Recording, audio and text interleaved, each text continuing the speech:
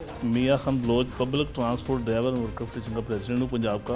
कितनी शिकायत हैं तमाम ड्राइवर्स की? बहुत ज़्यादा शिकायत भी हैं और हुकूमत से भी काफ़ी शिकायत हैं।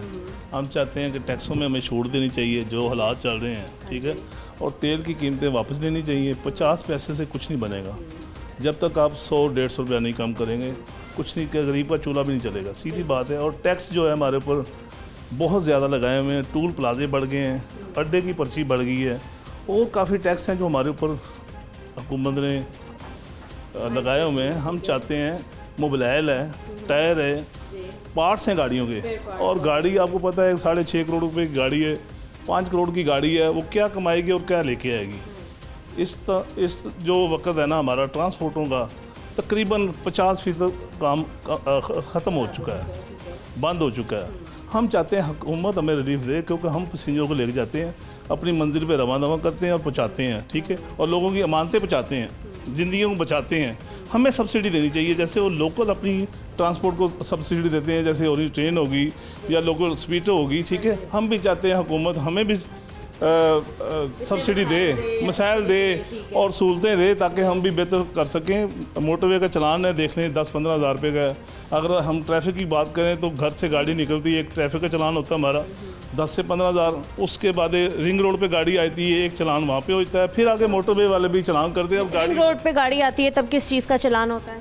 जुर्माना बस यूं ही रोक लेते हैं। रोक लिया, ये आपने ओवरलोडिंग की है, ये कि मेन रोड पे गाड़ी आ जाती है। मेन रोड पे गाड़ी आई थी, जब जाती है ठोकर न्याज बेग पे, फिर वहाँ पे रोक लिया जाता है, फिर वहाँ पे 10-15 हज़ार रुपये की चिट दे दी जाती है, 2,000 की, 5,000 की। गाड़ियों के पास कागज़ ही नहीं है, डॉक्यूमेंट नहीं है, तो ट्रांसपोर्टर क्या करेगा?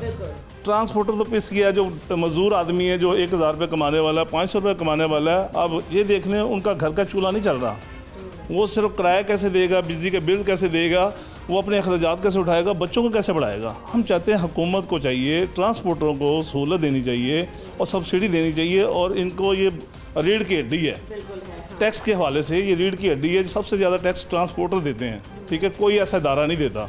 हम चाहते हैं ये इदारा बंद ना हो, इस इदारे को चलाया जाए और सब्सिडी दी जाए, और हुकूमत को चाहिए जो फैसले भी करे ट्रांसपोर्टरों के साथ बैठ के। बिल्कुल सर, मेरा अगली बात भी यही थी कि इससे पहले भी गुड ट्रांसपोर्ट्स की जानिब से जो है वो पहिया जाम हड़ताल की गई थी, तो हमने देखा था थोड़े से इनके मसाइल जो हैं वो हल हो गए थे, क्योंकि वो जो एक ट्रैफिक ऑर्डिनेंस आया था उनको उससे मसले थे। उन्होंने कहा कि मतलब इस ऑर्डिनेंस को वापस लेना चाहिए, हम इसको नहीं मानते।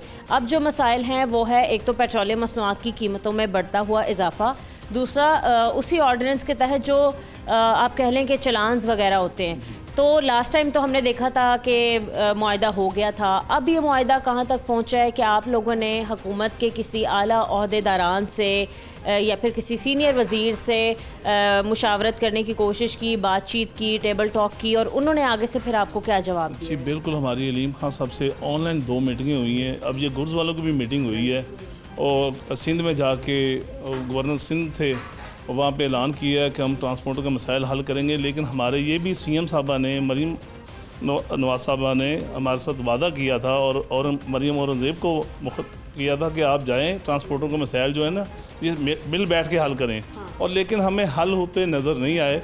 वैसे ही जू का तू चल रहा है।